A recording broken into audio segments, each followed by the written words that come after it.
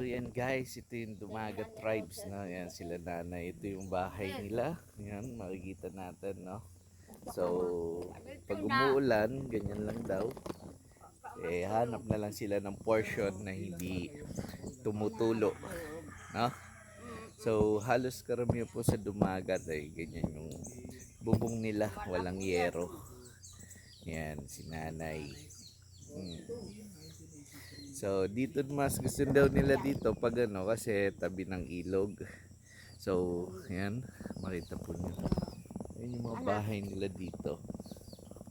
More on puro ganun, no? Yung wala talagang bahay na ano, puro yan lang yung mga bahay nila. So, makikita mo. Yan. So, ito yung mga bahay nila dito. Yan. So, puro ganon. Yan yung bahay nila. So, puro halos ganyan yung mga bahay dito.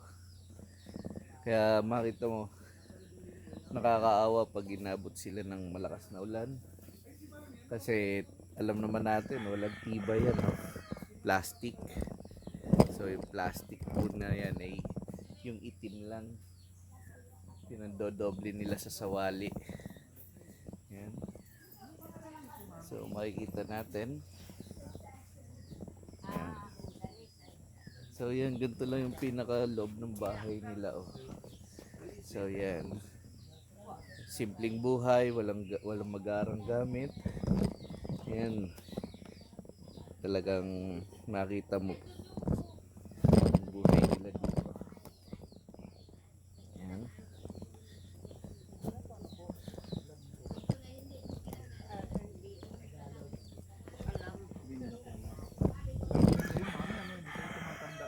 Yan, makita yung bahay niyan ay.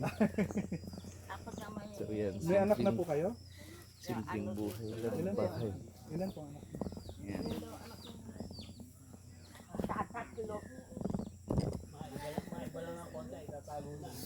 Ganyan lang halos sa mga bahay nila dito.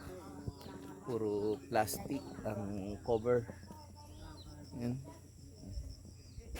Lalagyan lang nila ng kawayan para hindi liparin yung plastic.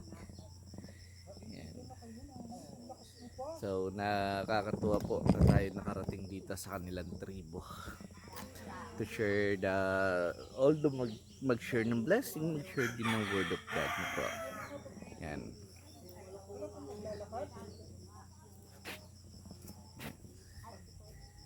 So yan, hanggang dito na lang. God bless and God bless you all.